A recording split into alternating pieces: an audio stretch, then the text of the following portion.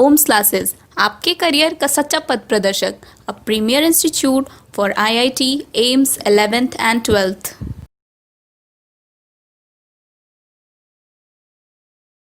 हाँ जी, तो स्टार्ट करते हैं आज का लेक्चर। पिछले क्लास में हम लोग देखे थे कुछ जो हमारे इलेक्ट्रिक फील्ड लाइंस हैं उनके बारे में हम लोग देख रहे थे और उनके कुछ प्रॉपर्टीज़ को भी हमने देखा था। उसमें जो हम लोगों ने प्रॉपर्टीज़ का डिस्कशन किया था उसमें हमारा पहला प्रॉपर्टीज़ था कि भैया जो हमारे इलेक्ट्रिक फील्ड लाइंस हैं वो कैसे होते हैं, कंटिन्यूअस होते हैं और कंटिन्यूअस के साथ साथ वो स्मूथ भी होते हैं। और मैंने डिस्कस भी किया था कि स्मूथनेस का मतलब क्या होता है। स्मूथनेस का मतलब मैथमेटिक्स में काफ़ी अच्छे से समझाया गया है कि स्मूथ कर्व का मतलब होता है कि उस कर्व के किसी पॉइंट पे यदि आप टैंजेंट ड्रॉ करते हो तो केवल और केवल एक टैंजेंट होना चाहिए। वैसे कर्व को हम लोग बोलते हैं स्मूथ कर्व। मतलब कि आपके उस कर्व में कहीं पे भी जो है आपका कॉर्नर नहीं बनना चाहिए। यदि कॉर्नर बनता है तो हमारा वो कर्व स्मूथ नहीं है। यहाँ कहने का मतलब क्या है कि इलेक्ट्रिक फील्ड लाइंस कभी भी कॉर्नर आपके नहीं बनाएंगे, जब भी होगा ये स्मूथ कर्व होगा। ये हम लोगों ने पहला प्रॉपर्टीज़ देखा था। दूसरा प्रॉपर्टीज़ हम लोगों ने क्या देखा था कि भैया जो हमारे इलेक्ट्रिक फील्ड लाइंस हैं वो हमारे पॉजिटिव चार्ज से इमर्ज करते हैं और निगेटिव चार्ज में टर्मिनेट होते हैं। उसके बाद हम लोगों ने अलग अलग केस रखा था कि दो पॉजिटिव चार्ज को रख दें तो हमारे फील्ड लाइंस कैसे होते हैं, यदि एक पॉजिटिव चार्ज और एक नेगेटिव चार्ज को रखें तो उनका फील्ड लाइन कैसा होता है। ठीक है, उसके बाद फिर हम लोगों ने एक और प्रॉपर्टी, तीसरा प्रॉपर्टी भी हम लोगों ने डिस्कस किया था। उसमें ये था कि यदि हम एक्सटर्नल ई फील्ड में या फिर कोई आपका मेटालिक है, मेटालिक जो भी आपका एलिमेंट है उसको यदि हम उस पर पॉजिटिव चार्ज देते हैं तो उसके फील्ड लाइंस कैसे होते हैं। हम लोगों ने डिस्कशन में ये किया था कि कोई भी मेटल को यदि आप एक्सटर्नल इलेक्ट्रिक फील्ड में आप रखते हैं इलेक्ट्रिक फील्ड लाइंस जो हैं वो हमेशा उस पर परपेंडिकुलर होते हैं। और इसमें एक और नोट पॉइंट है कि इलेक्ट्रिक फील्ड लाइंस जो हैं वो मेटल के अंदर कभी नहीं ड्रॉ किए जाएंगे। जब भी आएगा आपका क्या होगा, उसके सरफेस पे आके टर्मिनेट होगा और सरफेस से ही इमर्ज होगा। कंडक्टर के अंदर में कभी भी इलेक्ट्रिक फील्ड लाइंस नहीं होंगे। रीज़न क्या है, तो इसके रीज़न पे हम लोग पीछे पे डिस्कस किए हुए थे कि सपोज़ यदि कंडक्टर के अंदर में इलेक्ट्रिक फील्ड लाइन एग्जिस्ट करता है क्या होगा, इलेक्ट्रिक फील्ड लाइन रहेगा तो आपका मेटल में जो भी चार्जेस होंगे उस पर फोर्स लगेगा और उस फोर्स की वजह से आपका चार्ज का मूवमेंट होगा और चार्ज के मूवमेंट और चार्ज के फ्लो को हम लोग क्या बोलते हैं, करंट। इसका मतलब है कि कंडक्टर में करंट फ्लो करेगा, जबकि प्रैक्टिकली ऐसा होता नहीं है। दैट इज़ वाई जो आपके इलेक्ट्रिक फील्ड लाइंस हैं कभी भी कंडक्टर के अंदर में हम लोग ड्रॉ नहीं करेंगे। इस पर बहुत बार सवाल भी पूछा हुआ है, जिसमें आपको दिखलाता हूँ। सपोज़ मेरे पास एक है सर्कुलर कंडक्टर सपोज़, या स्फेरिकल मान लो, 3D में। यहाँ पे हम लोग दिखाते हैं कि हमारे पास एक इलेक्ट्रिक फील्ड ऐसे जा रहा है, ऐसे हमारा यूनिफॉर्म इलेक्ट्रिक फील्ड है ना। ऐसे इलेक्ट्रिक फील्ड्स हैं, इसको आगे तक नहीं दिखाऊंगा। ये इलेक्ट्रिक फील्ड है। अब इस इलेक्ट्रिक फील्ड में हमने एक ये स्फेरिकल कंडक्टर रख दिया। इस स्फेरिकल कंडक्टर का बिहेवियर कैसा होगा, how the electric field lines are going to be look like. Electric field lines हमको कैसे दिखेंगे। हमारा जो अभी यहाँ का कॉन्सेप्ट था कि कभी भी कोई भी कंडक्टर यदि हम लोग इलेक्ट्रिक फील्ड में रखते हैं हमारा जो इलेक्ट्रिक फील्ड लाइंस है वो कैसे होते हैं, कंडक्टर के परपेंडिकुलर, सरफेस के परपेंडिकुलर। इसका परपेंडिकुलर का मतलब क्या हो गया, इसका परपेंडिकुलर का मतलब हो गया रेडियल। यदि हम इसका सेंटर देखें, यदि हम इस लाइन की बात करें ये यहाँ से ऐसे यहाँ तक जाएगा and this angle is going to be 90 degree. अंदर में आपका ड्रॉ नहीं होगा। अब यहाँ से देखिए यहाँ से ऐसे जाएगा but it is going to bend, it is going to bend and this is going to meet. This is 90 degree and this is also and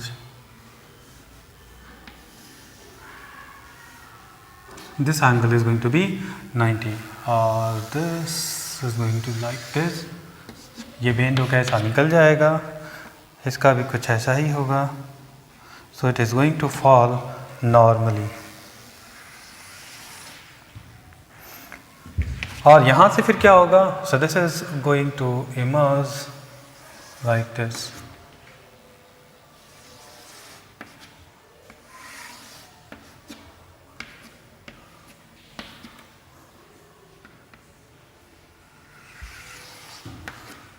this is what is the diagram of electric field। यदि हम किसी conductor को external ई field में रखते हैं सो कुछ इस type के डायग्राम हमको मिलते हैं। सो ये हमारा तीसरा प्रॉपर्टी था। सो आज हम लोग स्टार्ट करेंगे अपने चौथे प्रॉपर्टी से कि हमारा चौथा प्रॉपर्टी क्या है ना, अगला प्रॉपर्टी क्या है। सो हमारा जो चौथा प्रॉपर्टी है उसमें हम लोग ये बात करेंगे कि देखो भैया, दो इलेक्ट्रिक फील्ड लाइन जो है ना आपस में कभी भी इंटरसेक्ट नहीं करेंगे। कहने का मतलब क्या है कि यदि एक इलेक्ट्रिक फील्ड लाइन्स है और एक ये इलेक्ट्रिक फील्ड लाइन है, दोनों कभी इंटरसेक्ट नहीं करेंगे। वो रीज़न क्या है और लॉजिक क्या है इसके पीछे कि ये इंटरसेक्ट नहीं करेंगे। सो हम लोग क्या जानते हैं कि स्पेस में कहीं पे भी किसी भी पॉइंट पे इलेक्ट्रिक फील्ड का एक यूनिक डायरेक्शन होता है ना। बट यहाँ पे यदि हम इस केस में बात करें, सो इस केस में यदि हम लोग देखेंगे, सो इस केस में हमको क्या दिखाई देगा, यदि हम इस पॉइंट की बात करें, सो इस पॉइंट की बात करें तो यहाँ पे एक टांजेंट इधर और एक टांजेंट इधर। अभी थोड़ी देर पहले जो हम लोगों ने बात किया था कि इलेक्ट्रिक फील्ड जो है किसी भी आपको यदि कर्व लाइन दिया हो, सो उस पर यदि आप टैंजेंट ड्रॉ कर लेते हो, सो आपको क्या देता है, इलेक्ट्रिक फील्ड लाइंस का डायरेक्शन देता है। सो हम दी पॉइंट ऑफ इंटरसेक्शन की बात करें, सो पॉइंट ऑफ इंटरसेक्शन पे आप देखोगे कि इधर भी आपका एक डायरेक्शन है, इधर भी एक डायरेक्शन है। कहने का मतलब है कि इस पॉइंट पे हमको दो डायरेक्शन मिल गया। ये तो पॉसिबल है ही नहीं, ऐसा तो हो ही नहीं सकता कि एक पॉइंट पे आपके दो इलेक्ट्रिक फील्ड के डायरेक्शन हो।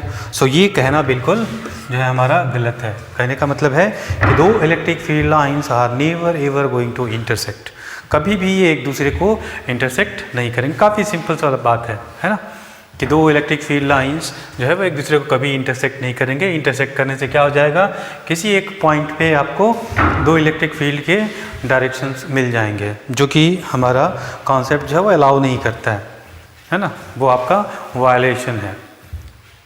क्लियर। सो ये हमारा पॉइंट 4 था और प्रॉपर्टीज़ 4 बोल सकते हो। प्रॉपर्टीज़ 5 क्या है, बड़ा इंपॉर्टेंट है। मैं आपसे यदि एक सवाल पूछूं, है ना, सो अभी तक में हम लोग क्या करते आए हैं, यदि हमको इलेक्ट्रिक फील्ड और स्ट्रेंथ के बारे में पूछा जाए कि भैया आप तो इलेक्ट्रिक फील्ड का स्ट्रेंथ निकालो, तो हम क्या बोलेंगे कि वहाँ पे चार्ज रख देंगे, चार्ज पे फोर्स निकाल लेंगे और फोर्स पर यूनिट चार्ज निकाल लेंगे, इलेक्ट्रिक फील्ड स्ट्रेंथ हो गया। अब आपको क्या करेगा, आपको रिस्ट्रिक्ट कर देगा, बोलेगा कि नहीं अब ऐसा करना है, आपको फार्मूला नहीं लगाना है, मैं आपको फील्ड लाइन दिखला रहा हूँ, आप इसको देख के बदला दो केवल कि कहाँ पे फील्ड स्ट्रेंथ जो है वो ज़्यादा है और कहाँ पे फील्ड स्ट्रेंथ कम है। सो इसको जानने के लिए हम लोग क्या करेंगे, थोड़ा इसमें पुराने वाले कॉन्सेप्ट को हम लोग यूज़ करेंगे। सो सपोज यदि हमारे पास एक प्लस चार्ज है, सो इसका इलेक्ट्रिक फील्ड लाइन कैसे होगा, सो रेडियली आउटवर्ड। कैसा होगा इसका, रेडियली आउटवर्ड। सो मैं इसे ड्रॉ कर रहा हूँ, तो मैं पूरा ड्रॉ नहीं करूँगा, आप ऐसे ड्रॉ कर सकते हो।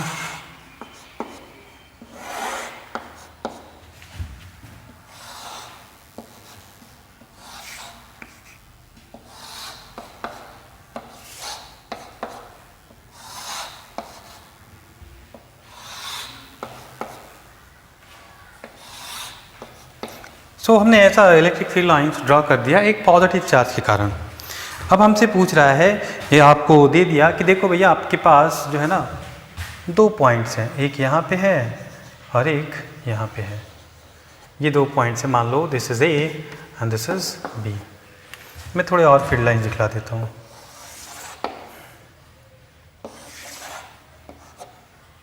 सो ये 2 पॉइंट दिए हुए हैं ए और बी, और बोल रहा है कि आपको जो है मैथमेटिकल कैलकुलेशन आपको नहीं करना है ना, आपको मैथमेटिकल कैलकुलेशन नहीं करना है और बिना मैथमेटिकल कैलकुलेशन किए आपको बतलाना है कि इस पॉइंट का स्ट्रेंथ ज़्यादा है या इस पॉइंट का स्ट्रेंथ ज़्यादा है।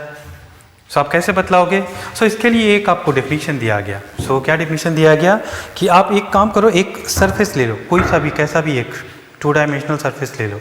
सो हम लोग जनरली क्या लेते हैं, एक सर्कुलर डिस्क टाइप का कुछ भी ले लेते हैं, ठीक है। उसको क्या करो आप, जो इलेक्ट्रिक फील्ड लाइंस है उसके परपेंडिकुलर डायरेक्शन में रख लो, उसके परपेंडिकुलर डायरेक्शन में रख लो, और उससे जितने फील्ड लाइन पास करें उसको काउंट कर लो, और जहाँ पे ये काउंटिंग ज़्यादा होगा वहाँ पे उसका फील्ड स्ट्रेंथ ज़्यादा होगा।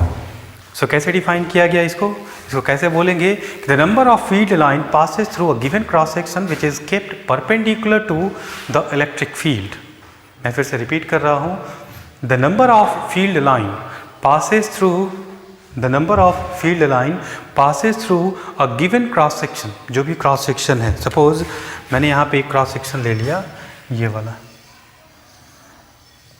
सो इस एरिया पे कितने पास कर रहे हैं 1 2 3, सेम साइज हमने यहाँ पे लिया, सो इससे क्या कितना पास कर रहा है 1। So the number of field line passes through the given cross section kept perpendicular to the electric field line gives the strength of the electric field at that point.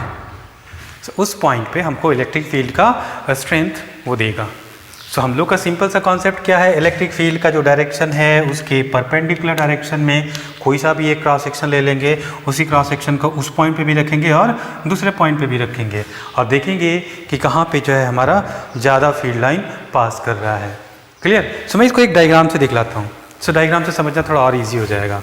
सो मैं 2 डायग्राम बना रहा हूँ, सो एक ये है और एक मैं यहाँ पे बना रहा हूँ।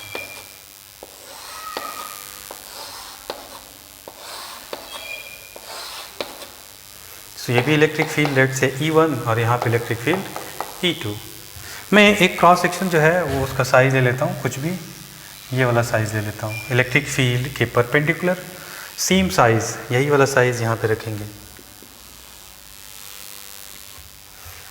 सो इससे कितने पास कर एक फील्ड लाइन और यहाँ पे 1 2 3 4। सो किसका फील्ड स्ट्रेंथ ज़्यादा होगा?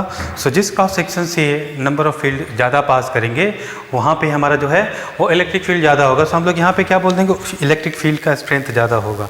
सो यहाँ पे क्या बोलेंगे, देखो भैया हमारा जो E1 है ना वो E1 क्या होगा, इस E2 से तो पक्का बड़ा होगा, क्योंकि इस वाले से नंबर ऑफ फील्ड लाइन 4 पास कर रहे हैं और यहाँ से 1 पास कर रहे हैं। क्लियर? सो ऐसे हम लोग क्या कर सकते हैं, कंपैरिजन कर सकते हैं कि कौन सा फील्ड जो आपका दिया हुआ है, जो भी इलेक्ट्रिक फील्ड लाइंस दिए हुए हैं, सो कौन सा जो फील्ड है वो स्ट्रांग है और कौन सा फील्ड जो है वो वीक है। क्लियर? अब इसी में हम लोग अगला प्रॉपर्टी देखते हैं। सो अगला प्रॉपर्टी जो हमारा है वो है कि कोई भी इलेक्ट्रिक फील्ड लाइंस जो है, इलेक्ट्रिक फील्ड लाइंस कभी भी क्लोज लूप नहीं बनाता। सो मेरा 5वां था, अभी हम लोग 6th देखेंगे। सो 6th प्रॉपर्टी क्या है? सो 6th प्रॉपर्टी ये बोलता है, सो 6th प्रॉपर्टी ये बोलता है कि कोई भी जो आपका इलेक्ट्रिक फील्ड है वो कभी भी क्लोज लूप नहीं बनाता। तो मान लेते हैं कि यहाँ पे हमने एक पॉजिटिव चार्ज रखा है, मान लिया, अभी आप बाकी सब चीज़ें हैं, और यहाँ से यदि इलेक्ट्रिक फील्ड लाइन का डायरेक्शन है, so this is going to like this, और ये पॉजिटिव चार्ज से हम लोगों ने क्या सीखा है कि भैया पॉजिटिव चार्ज से इलेक्ट्रिक फील्ड लाइंस हमेशा इमर्ज करते हैं और कहाँ पे ये टर्मिनेट होते हैं, सो निगेटिव चार्ज में जाके ये टर्मिनेट होते हैं। चलो अब यहाँ का देखते हैं, यहाँ से इमर्ज हुआ, बात समझ में आई, पॉजिटिव चार्ज आपका फील्ड लाइन इमर्ज हुआ, बट जैसे ही हम इसके नीचे वाले पॉइंट पे आते हैं तो यहाँ तो टर्मिनेट हो रहा है, जो कि हमारे रूल को वायलेट कर रहा है। इसका मतलब है कि ये बात कहना हमारे लिए गलत है, इस बात को हम नहीं बोल सकते। मतलब इलेक्ट्रिक फील्ड लाइन जो हैं वो कभी भी क्लोज लूप नहीं बनाएंगे। क्लियर है? काफ़ी सिंपल है, ज़्यादा कुछ है नहीं। सो एक एक करके प्रॉपर्टीज़ हम लोगों ने 6 प्रॉपर्टीज़ देखी। ये 6 प्रॉपर्टीज़ आपको याद होनी चाहिए, क्योंकि इस पे बेस्ड बहुत फ्रिक्वेंटली क्वेश्चन आपके जो है वो पूछे जाते हैं। सो इसमें IIT मेंस या IIT एडवांस में तो अक्सर है, इस पर एक सवाल तो आ ही जाता है ना, एक सवाल तो इस पर पूछ ही देता है केवल फील्ड लाइंस पे, है ना, कुछ के स्ट्रेंथ पे, 90 डिग्री पे, कंडक्टर पे कोई ना कोई एक प्रॉपर्टी यूज़ करेगा और एक प्रॉपर्टी पे क्वेश्चन फ्रेम करके आपसे पूछ देगा। सो आगे देखेंगे जब हम लोग प्रॉब्लम डिस्कस करेंगे, सो आपके IIT में जो आए हुए सवाल हैं उसको भी हम लोग डिस्कस करेंगे कि कैसे कैसे सवाल IIT में पूछे गए हैं और हम लोग कैसे ये सारे जो कॉन्सेप्ट अभी हम लोग देख रहे हैं उसको वहाँ पे कैसे अप्लाई करेंगे। अगला जो हम लोग टॉपिक डिस्कस करने वाले हैं इसमें वो है हमारा न्यूट्रल पॉइंट। न्यूट्रल पॉइंट, ये न्यूट्रल पॉइंट क्या है? न्यूट्रल पॉइंट का मतलब क्या है, बड़े आराम से समझना। सो हम लोगों ने इलेक्ट्रोस्टैटिक में पहले के लेक्चर्स में क्या पढ़ा था कि भैया यदि हमारे पास 2 चार्ज का सिस्टम हो और तीसरे चार्ज को रखें, सो उसके हम लोग इक्विलिब्रियम के बारे में पढ़े थे कि उसका जो इक्विलिब्रियम है वो स्टेबल हो सकता है, अनस्टेबल हो सकता है और न्यूट्रल भी हो सकता है। सो वो वाला न्यूट्रल नहीं है, हम लोग क्या बात करेंगे? सो न्यूट्रल की जब बात करेंगे यहाँ पे, सो न्यूट्रल पॉइंट का मतलब हुआ वैसा पॉइंट आपका स्पेस में, वैसा पॉइंट जहाँ पे इलेक्ट्रिक फील्ड ज़ीरो हो, जहाँ पे इलेक्ट्रिक फील्ड ज़ीरो हो। अब इलेक्ट्रिक फील्ड ज़ीरो होने का मतलब क्या है? सो मैं अभी इक्विलिब्रियम वाले पे बात करता हूँ। सो यदि कोई चार्ज हमारा इक्विलिब्रियम में है, सो इक्विलिब्रियम में होने का मतलब क्या है? इक्विलिब्रियम में होने का मतलब है कि उस पर नेट फोर्स ज़ीरो है। और इलेक्ट्रिक फील्ड का यदि हम डेफिनीशन देखें, सो इलेक्ट्रिक फील्ड का हमारा डेफिनीशन क्या है? E is equal to F by Q। This what is the definition of electric field, force upon the charge. So यदि हम इक्विलिब्रियम पॉइंट की बात करें, तो इक्विलिब्रियम पॉइंट पे हमारा जो ये F है, इस F का वैल्यू क्या होता है? हमारा ज़ीरो होता है। सो ये ज़ीरो होगा, so zero by something is going to be equal to zero, means electric field is zero. So indirectly बोला जाए, सो ये कोई नया कॉन्सेप्ट नहीं है न्यूट्रल पॉइंट। न्यूट्रल पॉइंट वही पॉइंट है जहाँ पे हमारे चार्ज जो है वो इक्विलिब्रियम में होते हैं। बस फ़र्क क्या है यहाँ पे? सो उस समय हम लोग कूलम्ब्स लॉ यूज़ करके वहाँ पे हम लोग निकालते थे। So F is equal to K Q1 Q2 ऐसे करके निकालते थे। अब क्या करेंगे? अब हम लोग ये एज्यूम करेंगे, टू वे स्टेप लेके चलेंगे। सो जो चार्जेज हैं उसके कारण उस पॉइंट पे हम लोग पहले इलेक्ट्रिक फील्ड निकालेंगे और वहाँ पे किसी चार्ज को रख के उस पर नेट फोर्स हम लोग ज़ीरो कर देंगे। क्लियर? सो उस पॉइंट को हम लोग क्या बोलेंगे? कि that point is going to be the neutral point. So चलो पहले हम लोग स्टार्ट करते हैं। इसमें पहला केस कि हम लोग दो चार्ज ले लेते हैं। सो सपोज मेरे पास एक चार्ज है, दिस इज Q1, और दूसरा चार्ज है यहाँ पे, और दोनों सेम साइन है। सो ये प्लस भी हो सकता है, दोनों माइनस भी हो सकता है। सो हमने दोनों को सेम साइन लिया और इसको ले लिया Q1 और इसको ले लिया Q2। सो मैं पहले इसको डिस्कस, और इसके यहाँ पे कितने सेक्शन बनेंगे? हमारे 3 सेक्शन बनेंगे। हम लोगों ने इक्विलिब्रियम में बात किया था, चार्ज के left side, in between the charge, और चार्ज के राइट साइड। सो यहाँ पास 3 ऐसे सेक्शंस हैं या रीजन्स हैं। सो पहला रीजन, दूसरा रीजन, तीसरा रीजन। और हम लोगों ने बात भी किया था कि यदि दो सेम साइन हो, चाहे वो पॉजिटिव हो चाहे वो नेगेटिव हो, सो उनका जो इक्विलिब्रियम पॉइंट है और जो इक्विलिब्रियम पोजीशन है वो इन दो चार्ज के बीच में एग्जिस्ट करता है। क्लियर? तो हमें आगे डिस्कस करने की ज़रूरत नहीं है। So let's assume that the equilibrium point is somewhere in between this two charges. So कहीं पे मान लेते हैं। So let's this is the point, और जो इक्विलिब्रियम आपका होगा वही हमारा इलेक्ट्रिक फील्ड के केस में न्यूट्रल हो जाएगा। कहने का मतलब है कि वहाँ पे नेट इलेक्ट्रिक फील्ड भी ज़ीरो होगा, because the net force is going to be zero, so electric field is zero. अब इसको डिस्कस कैसे करेंगे? So let's assume that the distance is going to be r in between these two charges, and this distance is going to be x. So this distance is going to be r minus x. So चलिए अब थोड़ा discuss करते हैं। सो ये positive charge है, positive charge के कारण, so let's call this is the 1 and this is 2। सो इस पॉजिटिव चार्ज के कारण इधर में यहाँ पे इलेक्ट्रिक फील्ड कैसा होगा? So radially outward, so radially outward, so this is the direction of electric field due to this charge. So let's call this as E1. इस चार्ज के कारण radially outward, so in this way this is E2। और हमको करना क्या है कि at this point net electric field is going to be equal to 0. So net electric field is 0 means this E1 is going to equate this E2. So for neutral point E1 should be equal to E2। ये condition होना काफ़ी ज़रूरी है, तभी हमारा electric field zero होगा। तो चलो अब निकालते हैं। So what is the value of E1? So E1 का वैल्यू देखिए। सो हमारा इलेक्ट्रिक फील्ड का फॉर्मूला क्या होता है? K into Q by R square. So इस चार्ज के कारण सो वैल्यू है Q1। सो E1 का वैल्यू लिखेंगे K, और किस चार्ज के कारण निकाल रहे हैं? इसके कारण। सो इसका चार्ज Q1 बाई इस चार्ज से कितनी दूरी पे निकाल रहे हैं? x डिस्टेंस पे, so by x square. So K Q by R square is equal to E2। So E2 किसके कारण निकाल रहे हैं? इसके कारण। सो जाएगा K, कौन सा चार्ज है? Q2, और इस चार्ज से कितनी दूरी पे निकाल रहे हैं हम लोग? r माइनस एक्स पे। So this is going to be r minus X का whole square. So this is going to be cancel out, r minus X by X whole square is equal to Q2 by Q1, और r minus X by X is equal to square root of Q2 by Q1। सो ये जो है एक हमको mathematical formulation मिल गया। सो इसमें हमको Q1 Q2 के वैल्यू यदि दिए रहेंगे और R के वैल्यू दिए रहेंगे, सो हम लोग आसानी से इस X का वैल्यू निकाल सकते हैं। क्लियर? सो यहाँ पे हम लोगों ने बात किया कि यदि दो पॉजिटिव चार्जेस हों, सो इनके कारण इसका जो न्यूट्रल पॉइंट है वो कहाँ पे होगा। सो न्यूट्रल पॉइंट का मतलब क्या हो गया? न्यूट्रल पॉइंट वैसा पॉइंट है जहाँ पे हमारा नेट इलेक्ट्रिक फील्ड ज़ीरो होता है। मतलब न्यूट्रल पॉइंट पे यदि हम किसी चार्ज को रखेंगे तो उस पर कोई फोर्स नहीं लगेगा, because the electric field at that point is going to be equal to zero.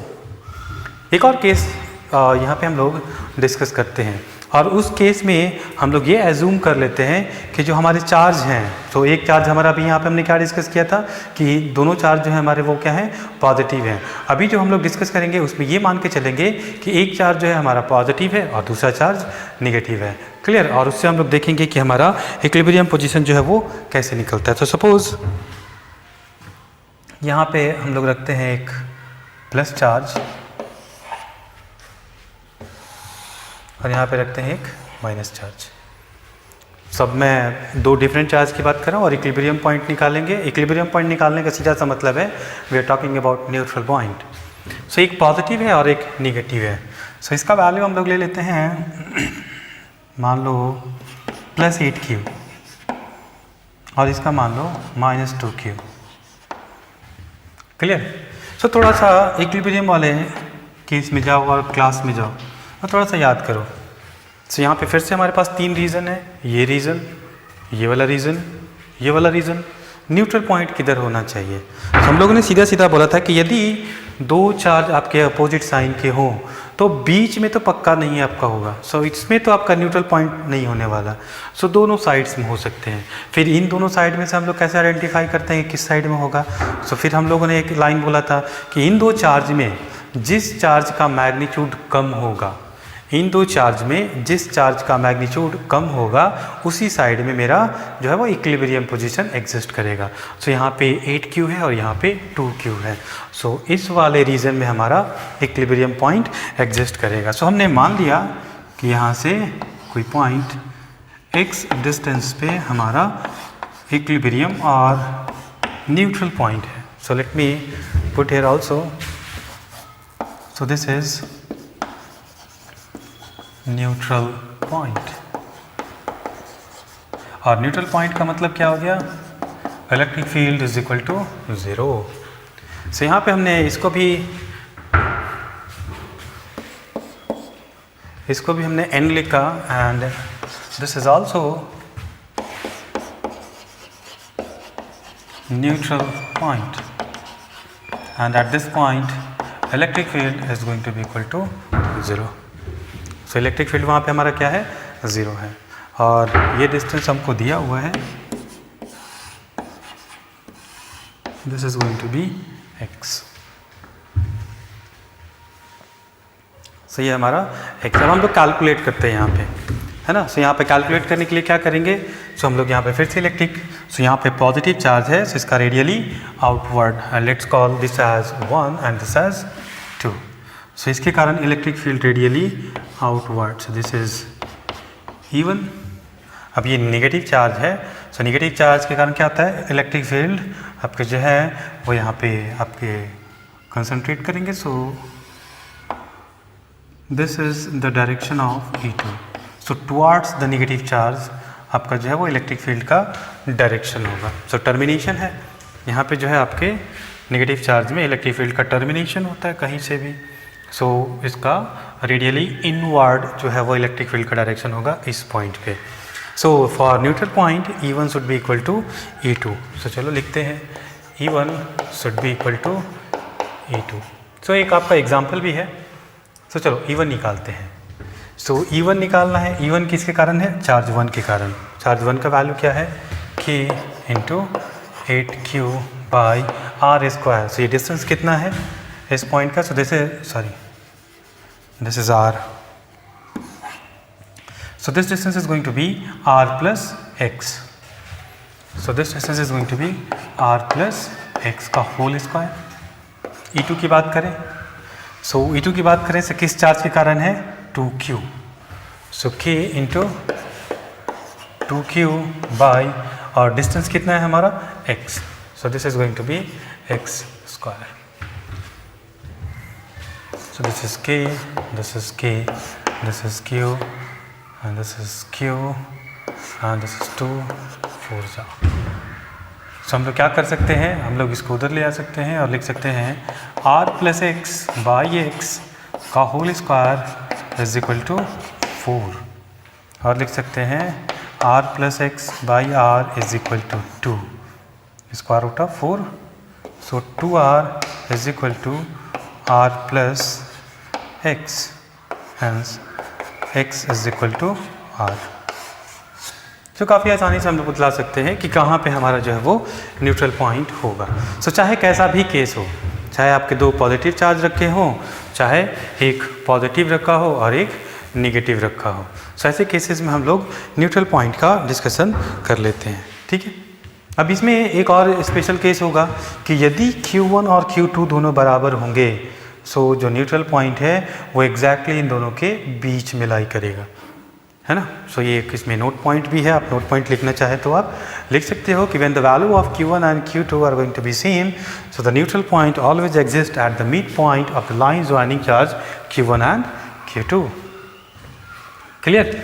सो अगला हम लोग टॉपिक देखेंगे, जैसे हम लोगों ने अब आगे की तरफ देखेंगे। सो न्यूट्रल पॉइंट हमारा यहाँ पे खत्म होता है। आसानी से इसमें आप कैलकुलेट कर सकते हो कि जो न्यूट्रल पॉइंट है वो हमको कैसे निकालना है, चाहे वो आपका सेम चार्जेस का केस हो, चाहे यहाँ पे अपोजिट चार्जेस का केस हो। सो दोनों केस में आप आसानी से निकाल सकते हो। अब इस डिस्कशन को जो है ना थोड़ा सा आगे लेके जाते हैं, और जैसे हम लोगों ने कूलम्ब्स लॉ में एक नॉर्मल फार्मूला देखा था, F is equal to simple K Q1 Q2 by R square, है ना। उसके बाद फिर उसको हमने थोड़ा सा एक्सटेंड किया था और उसको फिर हमने बोला था कि चलो अब इसको हम लोग थोड़ा वेक्टर फॉर्म में देखते हैं।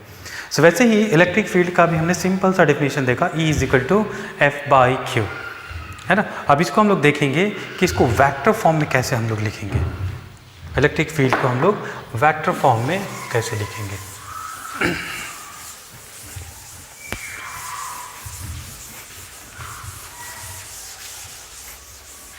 यदि आपको वेक्टर अच्छे से आता है सो ये सब कुछ बहुत आसान है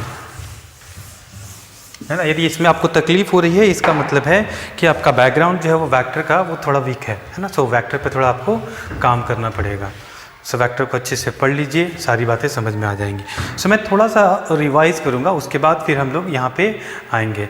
सो हम लोगों ने electric field due two point charge हम लोगों ने डिस्कस किया था कि किसी पॉइंट चार्ज के कारण, किसी पॉइंट चार्ज लेट से दिस इज Q, किसी पॉइंट चार्ज के कारण किसी गिवन पॉइंट पे हम लोग इलेक्ट्रिक फील्ड कैसे निकालते हैं। सो हम लोग बोलते हैं कि दिस इज वेक्टर R और इन दिस डायरेक्शन लेट से the unit vector is R hat, है ना। सो यहाँ पे इलेक्ट्रिक फील्ड हम लोग कैसे दिखलाते हैं, सो हम लोग बोलते हैं electric field is equal to K into the magnitude Q divided by the distance R square into the direction is R hat. कुछ इस टाइप से लिखते हैं।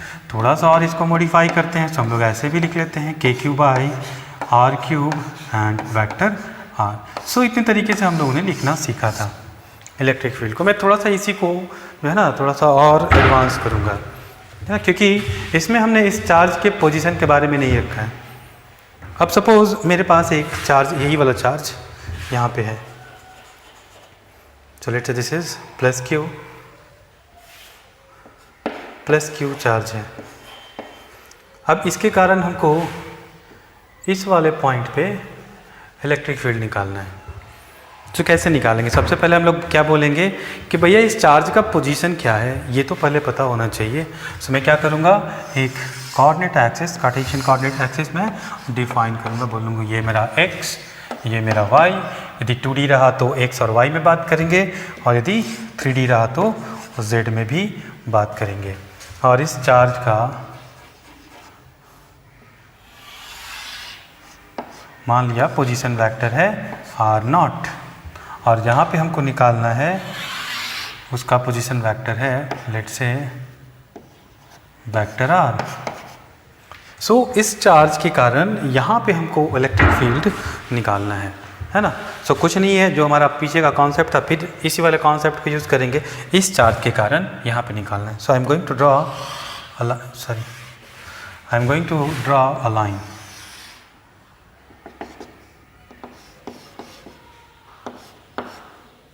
है ना। और वैसे ही वेक्टर हम लोग ड्रॉ करेंगे। सो चार्ज से हमारा जिस पॉइंट पे निकालना वहाँ पे हमने एक वेक्टर, सो इस चार्ज के कारण यहाँ पे एक वेक्टर ऐसा बनाया और दिस इज द डायरेक्शन और let's call this as some vector r prime, है ना। सो यहाँ पे इस चार्ज के कारण यदि यहाँ पे let's call this as p and this as a and this is origin o। So इस चार्ज के कारण यदि यहाँ पे हमको इलेक्ट्रिक फील्ड निकालना हो और ये वाला फार्मूला यूज़ करें, सो हम बोलेंगे देखो भैया ज़्यादा कुछ है नहीं, vector E is equal to देखेंगे k into Q by r prime, vector r prime का मॉडुलस का क्यूब और वेक्टर r प्राइम, ऐसे लिख सकते हैं। ये वाला फार्मूला देख लो, मिला लो, ज़्यादा हमने कुछ चेंज नहीं किया, सिंपल सा यही वाला फार्मूला किया कि k into this Q by इसका मैग्नीट्यूड का r क्यूब और यहाँ पे फिर यही वाला वेक्टर r। क्लियर है। अब इसी को हम लोग आगे एक्सटेंड करते हैं और इसको जनरलाइज करते हैं। अब देखो यहाँ पे ट्रायंगल OAP में हम लोग क्या यूज़ करेंगे, सो ट्रायंगल ऑफ वेक्टर एडिशन, और फिर यहाँ पे हम लोग लिखने की कोशिश करेंगे। सो ध्यान देना, मैंने यहाँ पे एक वेक्टर बनाया, ये वेक्टर है, ये हमारा वेक्टर है और एक वेक्टर ये है। सो ट्रायंगल ऑफ, यदि हम वेक्टर एडिशन लगाते हैं सो क्या लिखेंगे, सो हम लोग आसानी से लिख सकते हैं vector OA plus vector AP is equal to vector OP।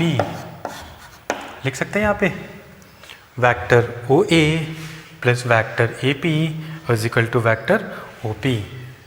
और हमको चाहिए क्या, we are interested in the value of vector AP, तो लिखेंगे vector AP is equal to vector OP minus vector OA।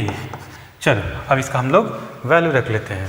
So AP is my r prime, so vector r prime is equal to vector OP, OP is vector r minus OA is vector r naught. यदि हम magnitude की बात करें, so magnitude of r prime is equal to magnitude of vector r minus vector r naught. अब इसी value को वहाँ पे सब्स्टिट्यूट कर दो, बन गया electric field is equal to K Q by modulus of r का cube, so modulus of r is this, so this is vector r minus vector r naught का क्यूब और यहाँ पे r प्राइम रखना है, so vector r minus vector r naught. So quite simple है ना। यदि आप छोटी छोटी बातों को आप जोड़ना सीख गए तो फिर फिजिक्स में कोई दम रहता नहीं है ना। फिजिक्स में बस वही चीज़ है कि छोटी छोटी बातों को आप क्लब कैसे करते हो। सो यहाँ पे जो आपको एक डेफिनेशन दिया गया था, मैंने उसी डेफिनेशन को यूज़ करके फिर उसमें हमने वेक्टर का थोड़ा सा कॉन्सेप्ट मिला दिया और ये बन गया हमारा general formula for the electric field. Clear है। आई होप इसमें कोई आपको कॉन्सेप्ट में कोई दिक्कत नहीं होगा, है ना। अभी जो हम लोग डिस्कस करने जा रहे हैं which is very very important और इसमें बहुत लोगों को कन्फ्यूज़न होता है, that is why I am going to talk about that topic which is graph of electric field. This is very important. बहुत लोगों को कन्फ्यूज़न होता है कि सर ये ग्राफ बनता आखिर कैसे है ना। ग्राफ जो हम लोग बनाते हैं, सो ग्राफ हम लोग ये बुक्स में या एग्ज़ाम्स में तो अक्सर पूछे जाते हैं और ख़ास करके ग्राफ जो है मेडिकल वालों को बड़ा परेशान करता है और मेडिकल वाले ग्राफ का सवाल देखते ही उसको छोड़ के निकल जाते हैं। अब आगे आपको छोड़ के भागने की ज़रूरत नहीं होगी। सो आपको कुछ ग्राफ्स समझने पड़ेंगे, है ना। सो आपको इलेक्ट्रिक फील्ड के ग्राफ के पहले जो ग्राफ है वो कैसे प्लॉट किया जाता है उस मेथड को आपको पहले सीखना पड़ेगा। सो उसके लिए आप मेरे ग्राफ वाले लेक्चर में जा सकते हैं जहाँ पे हम लोग डिस्कस किए हुए हैं कि अलग अलग ग्राफ जो है वो कैसे बनाए जाते हैं। ग्राफ का नॉलेज हो जाने के बाद फिजिक्स में ग्राफ का क्वेश्चन आपको कभी नहीं छूटने वाला।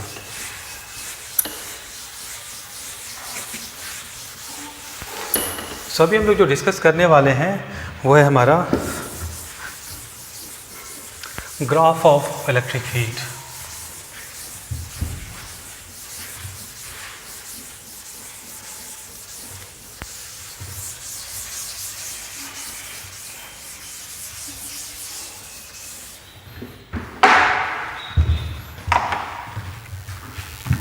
हमारा टॉपिक है ग्राफ ऑफ इलेक्ट्रिक फील्ड।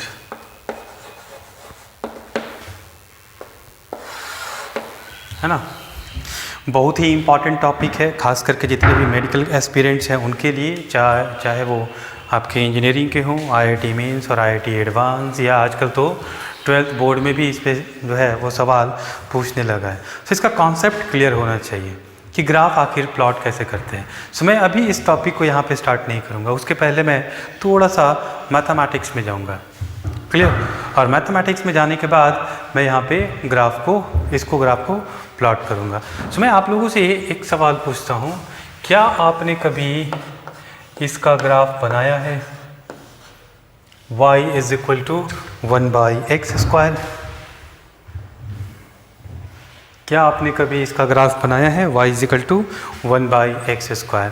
यदि नहीं बनाया है तो आप लोग एक काम करना, 10वीं क्लास में चले जाना, अपने आप को सोचना कि हम 10th क्लास में हैं, और 10th क्लास में आपको ग्राफ बनाना सिखलाया गया होगा, और उसका एक मेथडोलॉजी है।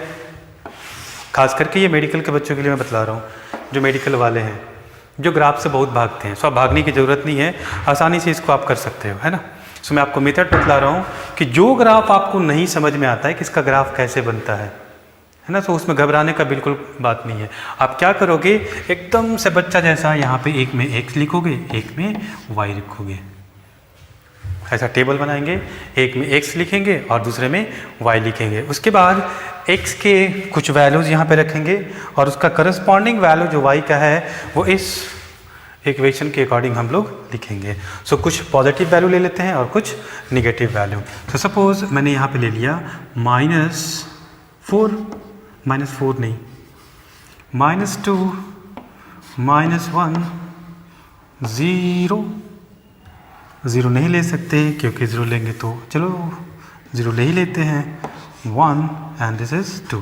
सो हमने क्या किया, x का कुछ निगेटिव वैल्यू ले लिया, x का कुछ पॉजिटिव, ताकि हमको नेचर पता चले।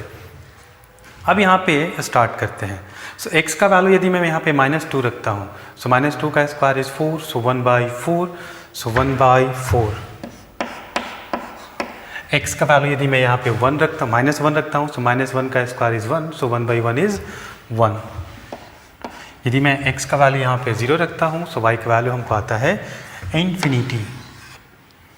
और x का वैल्यू फिर से यदि मैं 1 रखता हूँ तो ये मेरे को मिलता है 1, और x का वैल्यू यदि मैं 2 रखता हूँ तो इसका वैल्यू मिलता है 1/4। सो क्वाइट सिंपल, ऐसे हमने इसको वैल्यू रख ली। अब क्या करेंगे, मैं थोड़ा सा यहाँ पे मैथमेटिक्स पढ़ा रहा हूँ, एक्चुअली में this is not my duty, but graph में चूँकि काफ़ी दिक्कत होता है बच्चों को, मैं इसलिए इसको यहाँ पे डिस्कस कर रहा हूँ फ्रॉम द वेरी बिगनिंग, पर आपका जो 10th क्लास से मैं लेकर चल रहा हूँ ताकि आपको बातें समझ में आए, क्योंकि मैं इसको फिर यहाँ पे एक्सटेंड करूँगा और फिर मैं इस बात को नहीं करूँगा। इस बात को आपको अच्छे से मेमोराइज़ करना होगा और घर पे अच्छे से प्रैक्टिस करना होगा जितने भी यहाँ पे नेचर के ग्राफ आएंगे। सो मैं ये भी बताऊँगा कि ये ग्राफ मैं क्यों डिस्कस करूँगा, why this is going to be special for me. So यहाँ पे हम लोग इंडिकेट करेंगे x is equal to 1, x is equal to 2, x is equal to 3, x is equal to -1, x is equal to -2, -3, 0. So this is x-axis, this is y-axis, and let's say this is 1, and this is 2, and this is going to be -1, nothing more. सो चलो values को दिखलाते हैं। सो जब x का value -2 है, सो y का value 1/4 है। x का value जब -1 है, सो y का वैल्यू ये 1/4 2। सो दिस इज द पॉइंट। जब x का वैल्यू 1 है, -1 है, सो y का वैल्यू 1 है, दिस इज द वैल्यू। और जब x का वैल्यू 0 तो ये इन्फिनाइट चला गया। फिर आते हैं, जब x का वैल्यू 1 है, सो इसका वैल्यू 1 है, x का वैल्यू 2 है, सो दिस इज़ 1/4 यहाँ पे है। सो यदि मैं इसका ग्राफ बनाने की कोशिश करूँ, सो इसका जो ग्राफ है वो कैसा आता है,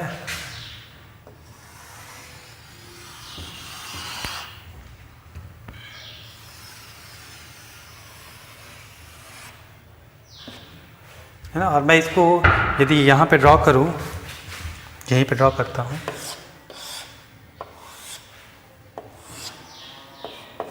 this is y axis and this is x axis. थोड़ा और ऊपर खींच लो इसको, दिस इज y एक्सिस। सो कुछ इस तरीके से हमारा ग्राफ होता है किसका, y is equal to X square का। सो ये मैथमेटिक्स है ना। सो मैथमेटिक्स में हमारा y का वैल्यू जो है वो हमेशा पॉजिटिव है। लेकिन इसी को यदि हम फिजिक्स में लेके जाएं, सो फिजिक्स में ये वाला काम नहीं चलता है ना। फिजिक्स में हमारे पास क्या आता है, यदि हम कोई वेक्टर क्वांटिटी की बात करते हैं, सो वेक्टर क्वांटिटी जो है वो डायरेक्शन पे भी आपका डिपेंड करता है। तो उसका साइन जो है डायरेक्शन चेंज करने पे उसका साइन चेंज होता है। तो जैसे हम लोग अभी यहाँ पे प्लॉट करने वाले हैं किसका, इलेक्ट्रिक फील्ड का। इलेक्ट्रिक फील्ड हमारा कैसा क्वांटिटी है, इलेक्ट्रिक फील्ड हमारा एक वेक्टर क्वांटिटी है। और वेक्टर क्वांटिटी है, सीधी हम इधर मूव करते हैं, सो ये डायरेक्शन यदि पॉजिटिव है, सो ये डायरेक्शन हमारा नेगेटिव होगा। बट मैथमेटिक्स में क्या है, यदि ये हमारा पॉजिटिव है, सो ये भी हमारा पॉजिटिव है, because this y is not a vector quantity, है ना। इसका मैग्नीट्यूड तो ये देगा, बट चूंकि ये वेक्टर क्वांटिटी नहीं है इसलिए ये हमेशा पॉजिटिव ही रहेगा। ये एक स्केलर क्वांटिटी है, बट चूंकि हमारा इलेक्ट्रिक फील्ड जो है वो हमारा वेक्टर क्वांटिटी है, सो यदि हम पॉजिटिव एक्स डायरेक्शन की तरफ जाते हैं, सो चीज़ें हमारी पॉजिटिव होंगी, उसका मैग्नीट्यूड भी आपका निकल जाएगा। लेकिन जैसे ही हम नेगेटिव एक्स डायरेक्शन में मूव करेंगे, यदि हम एक्स एक्सिस लेते हैं और इधर में वाई एक्सिस में हमारा इलेक्ट्रिक फील्ड और दिस इज वेक्टर, सो इधर में जाएंगे तो हमारा इलेक्ट्रिक फील्ड पॉजिटिव और इधर में जाएंगे तो हमारा इलेक्ट्रिक फील्ड नेगेटिव। और इलेक्ट्रिक फील्ड का यदि हम फार्मूला देखें, सो किसी पॉइंट चार्ज के कारण, सो this is the plus charge,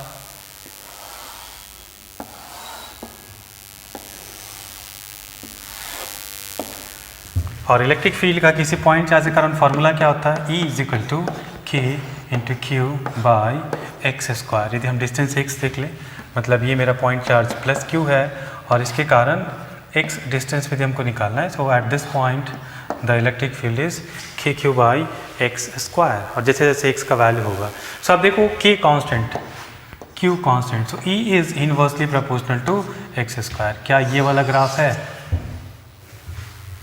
सो आप बोलोगे ठीक है सर ऐसा ही ग्राफ बन जाएगा यहाँ पे। सो आप बोलोगे कि सर ऐसा हो जाएगा और ये ऐसा हो जाएगा। मैं बोलूँगा नहीं, गड़बड़ हो गया। इस मैथमेटिक्स में ये मेरा y जो है वो scalar quantity, that is why this is positive. But जैसे ही हम लोग इलेक्ट्रिक फील्ड में आते हैं, सो इलेक्ट्रिक फील्ड में हमारा इलेक्ट्रिक फील्ड जो है वो एक वेक्टर क्वांटिटी है। सो अभी हम लोग क्या करेंगे, this is not the case, अभी हमारा निगेटिव हो जाएगा। So this is going to be like this, ये हमारा नेगेटिव। ऐसा क्यों? क्योंकि ये एक वेक्टर क्वांटिटी है। सो आपको बस ध्यान में क्या रखना है कि देखो भैया, पॉजिटिव चार्ज के कारण इलेक्ट्रिक फील्ड का जो वैल्यू है कुछ ऐसा ग्राफ बनता है हमारा, है ना। सो अब इसी को यहाँ पे प्लॉट करेंगे यदि हम, सो ये पॉजिटिव चार्ज है और ये हमारा x है और ये हमारा पॉजिटिव इलेक्ट्रिक फील्ड, और यहाँ पे यदि हम इलेक्ट्रिक फील्ड का डायग्राम बनाएं, सो this is the graph. So this is electric field due to positive charge. Negative charge के कारण क्या होगा, यहाँ पे थोड़ा ध्यान दो। यदि ये माइनस होगा तो ये सारे वैल्यूज़ माइनस में चले आएंगे, सो ये पूरा का पूरा ग्राफ नीचे चला आएगा, है ना। अब ये पूरा ग्राफ, तो इसमें हमारा नेगेटिव और इधर में नेगेटिव होने के कारण ग्राफ हमारा फिर से पॉजिटिव हो जाएगा। सो मैं यहाँ पे बना रहा हूँ नेगेटिव चार्ज के कारण। सो ये दो आप बेसिक तौर पे आप याद भी रख सकते हो। ये बातें आपको कब समझ में ज़्यादा आएंगी, जब यदि आपको इसमें दिक्कत हो रहा है, तो थोड़ा सा मैथमेटिक्स और ग्राफ का थोड़ा नॉलेज, मैं उतना डीप में नहीं जा सकता यहाँ पे, बिकॉज यहाँ पे कुछ रिस्ट्रिक्शंस हैं हमारे साथ भी।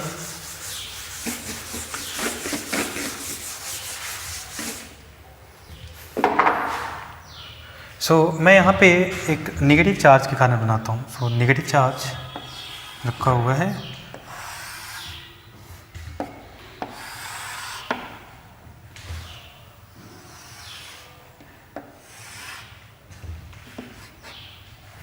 सो बस आपको क्या करना है, जिस क्वाड्रेंट में, ये कौन सा क्वाड्रेंट, यहाँ पे 4 क्वाड्रेंट 1 2 3 4, सो इसमें ग्राफ किस में है, 1 में है और 3 में है। उसमें केवल क्या करेंगे, इसका अपोजिट कर देंगे, 2 में और 4 में बना देंगे।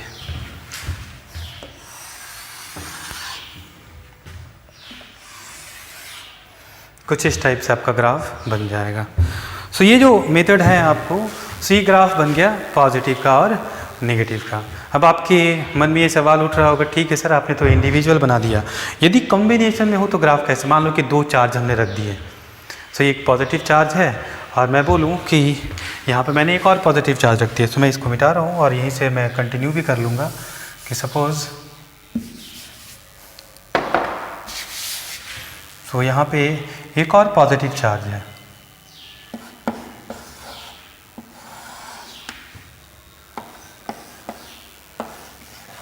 तो सर अब कैसा बनेगा? तो देखो यहाँ पे मैं इसको थोड़ा सा बना रहा हूँ, ध्यान देना। एक पॉजिटिव, ये दूसरा पॉजिटिव। अब इन दोनों को हमको जोड़ना है, ये वाला पॉजिटिव ये ग्राफ, ये वाला पॉजिटिव ये ग्राफ। सो जोड़ना है तो जोड़ना तो इन दो लाइंस के बीच वाला पार्ट होगा, मतलब ये वाला रीजन। सो ये तो जैसा है वैसा ही रहेगा, सो ये जैसा है वैसा है। इधर वाला यहाँ पे ऐसा होगा। So this is our X axis.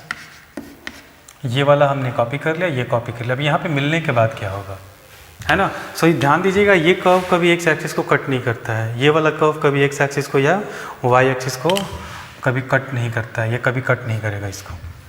But अब यहाँ पे दोनों को मिलाने से, ये दो चार्ज को रखने से हमारा जो ग्राफ है थोड़ा चेंज हो जाता है, थोड़ा अलग टाइप का बन जाता है।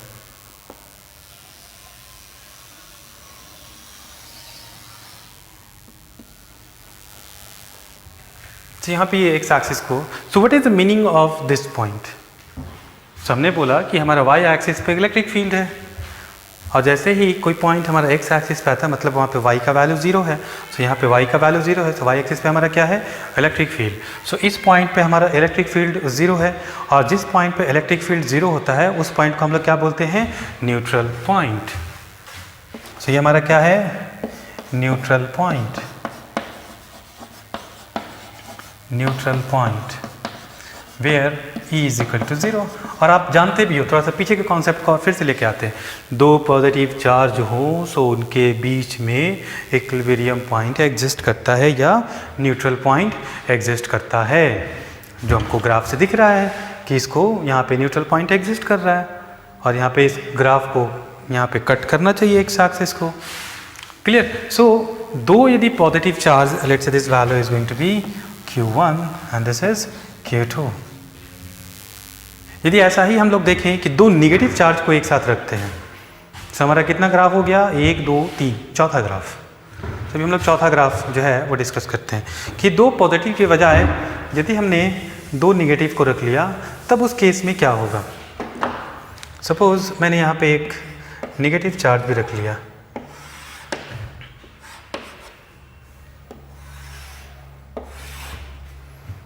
ऐसा निगेटिव चार्ज, और इसमें आप Q1 Q2 मत लो, दोनों का मैग्नीट्यूड सेम लो, क्योंकि अभी हम लोग ऑन बैलेंस केस भी डिस्कस करेंगे।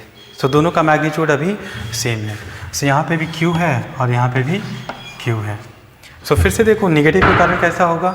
सो मैं यहाँ पे क्लब करने की कोशिश कर रहा हूँ। सो इसके कारण ग्राफ कैसा होगा, सो इस वाले क्वाड्रेंट में, इस वाले क्वाड्रेंट में, इस वाले के कारण देखिए इस वाले में, इस वाले में, यही वाला कॉपी रहेगा। तो अब क्लब करना है दोनों को। सो इस वाला जैसा है वो वैसा, और इधर वाला जैसा है वो वैसा। तो इधर वाला तो है ही यहाँ पे, इधर वाला का ड्रॉ करें, सो ऐसा ड्रॉ हो जाएगा। अब बीच में क्लब करना है। सो देखो दोनों सेम साइन है, तो यहाँ पे एक न्यूट्रल पॉइंट होना चाहिए, और न्यूट्रल पॉइंट हमको कैसे मिलेगा, सो यहाँ से ये ग्राफ ऐसे जाएगा और यहाँ से कट करके से निकल जाएगा। So I am going to draw, and this is going to be my neutral point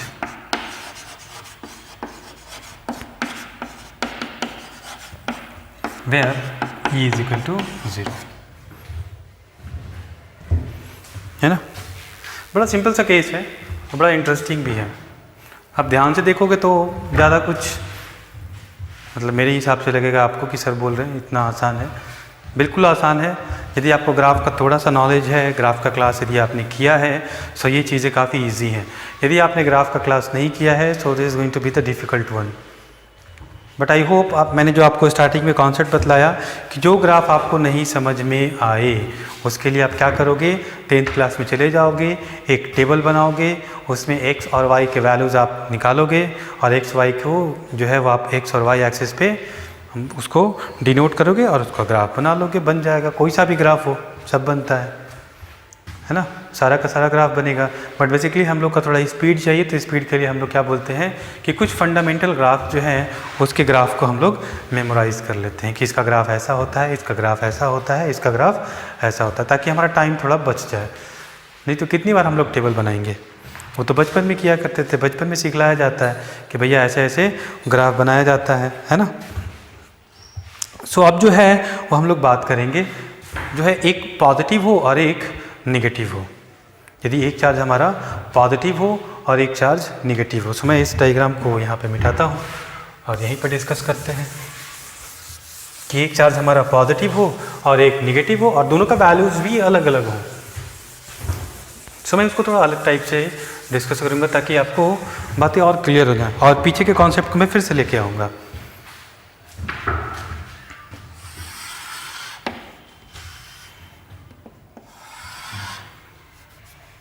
so suppose यहाँ पे हमने एक चार्ज रख लिया प्लस चार्ज, और इसका वैल्यू हमने रख लिया +4Q, और यहाँ पे हमने एक रख लिया निगेटिव चार्ज और इसका वैल्यू हमने रख लिया लेट्स से -2Q। सपोज कुछ भी मान सकते हो आप, बस आपको केवल ध्यान से समझना है ना। सो this is +4Q and this is -2Q। सो मैं पहला सवाल आपसे पूछूंगा कि इस कॉम्बिनेशन में यदि मैं आपसे बोलूं कि न्यूट्रल पॉइंट कहाँ एग्जिस्ट करेगा, न्यूट्रल पॉइंट आपका कहाँ पे एग्जिस्ट करेगा, मतलब ग्राफ जो है वो इस एक्स एक्सिस को कहाँ पे कट करना चाहिए, कहीं पे कट करेगा क्या। सो आप देखोगे कि यदि दो अपोजिट चार्ज हो सो बीच में कहीं नहीं मिलेगा, दोनों साइड्स में से एक साइड्स में होता है, और किस साइड्स में होता है, सो जिस साइड में चार्ज का मैग्नीट्यूड कम होता है। तो यहाँ पे 2Q है और यहाँ पे 4Q है, इसका मतलब कि हमारा न्यूट्रल पॉइंट इधर एग्जिस्ट करेगा, है ना। सो न्यूट्रल पॉइंट यदि इधर एग्जिस्ट करता है सो हम पहले ग्राफ यहाँ पे एक प्लस का और एक माइनस का बनाते हैं यहाँ पे शॉर्ट में। सो प्लस का ग्राफ कैसा होता है, ऐसा प्लस चार्ज के कारण, और निगेटिव के कारण कैसा होता है, सेकेंड में और फोर्थ में। सो यहाँ पे जो है हमारा ग्राफ एज इट इज ऐसा ही बनेगा। अब चूंकि यहाँ पे मेरा कोई न्यूट्रल पॉइंट नहीं मिलेगा, सो न्यूट्रल पॉइंट नहीं मिलेगा तो ये दोनों कर्व मिलेंगे, सो ये दोनों कर्व मिलके हमारे कुछ इस टाइप से बनेंगे। सो ये थोड़ा स्मूथ होगा,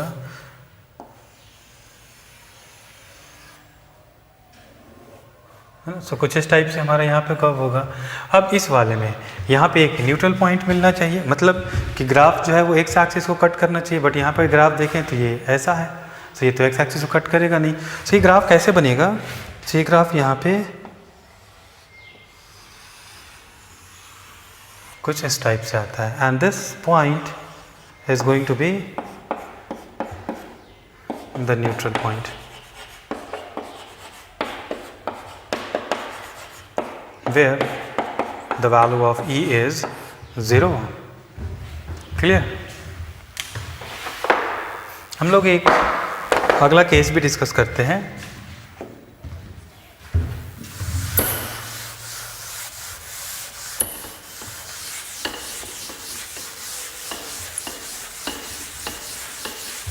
एक और ग्राफ डिस्कस कर लेते हैं।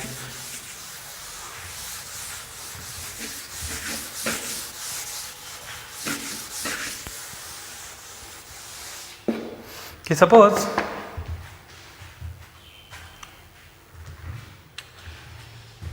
ये वाला जो है आपका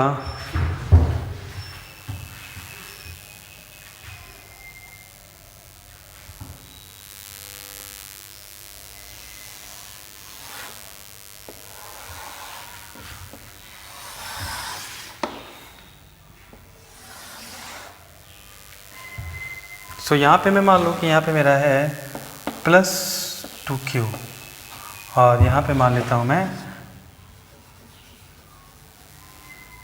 माइनस चार्ज है, और this is -4Q and this is our X axis. Clear. So ऐसा कुछ हमको सिचुएशन दिया हुआ है कि यहाँ पे मेरा प्लस चार्ज है जिसका मैग्नीट्यूड है +2Q, और सो मैं फिर से बात करूँगा, मैं फिर से बोलूँगा न्यूट्रल पॉइंट किधर एग्जिस्ट करना चाहिए भैया, जल्दी बोलो। सो न्यूट्रल पॉइंट यहाँ पे +2q, यहाँ पे -q, बीच में होगा नहीं, बचा हमारे पास ये वाला रीजन, ये वाला रीजन।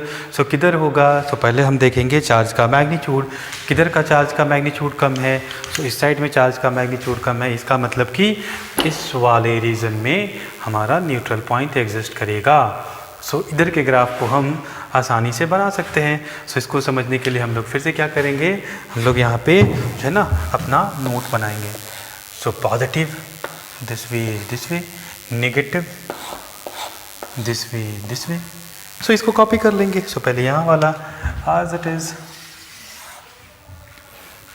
है ना, ऊपर वाला, यहाँ वाला, बीच वाला। सो यहाँ पे कोई न्यूट्रल पॉइंट होगा नहीं। सो कुछ इस टाइप से। अब इधर वाला, सो इधर वाला में होगा हमारा न्यूट्रल पॉइंट। सो यहाँ पे फिर से ग्राफ कैसा बनेगा,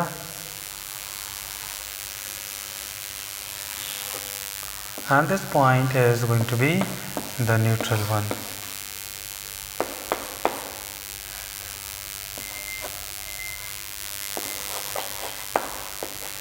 So this is neutral point where the value of E is equal to 0. So कुछ ये बातें थी जो हमको ग्राफ में काफ़ी इंपॉर्टेंट थी इलेक्ट्रिक फील्ड में, जहाँ पे आपको ये जानना ज़रूरी था कि जो ग्राफ्स हैं उसको हम लोग कैसे प्लॉट करते हैं। So हमने एक चार्ज के कारण भी देख लिया जिसमें हम लोगों ने पॉजिटिव चार्ज और नेगेटिव चार्ज का भी देखा। हमने फिर 2 पॉजिटिव चार्ज 2 नेगेटिव चार्ज के कारण भी देखा। उसके बाद तीसरे केस में हम लोगों ने पॉजिटिव और नेगेटिव को रखा जिसमें हम लोगों ने मैग्नीट्यूड को अनबैलेंस कर दिया। सो ग्राफ के नेचर कुछ इस तरीके से आएंगे। क्लियर है? सो आज हम लोग यहीं पे रुकते हैं। नेक्स्ट क्लास में हम लोग क्या करेंगे कि गिवन इलेक्ट्रिक फील्ड में जो है ना, जो आपके चार्ज पार्टिकल हैं, चार्ज पार्टिकल के मोशन के बारे में हम लोग डिस्कशन करेंगे और उसको थोड़ा सा देखेंगे। हमारा एक जो 11th का टॉपिक है वो टॉपिक उसके साथ कैसे रिलेटेड है मैं उसको भी रिलेट करके दिखलाऊंगा। सो आज का क्लास हम लोग यहीं पे रोकते हैं।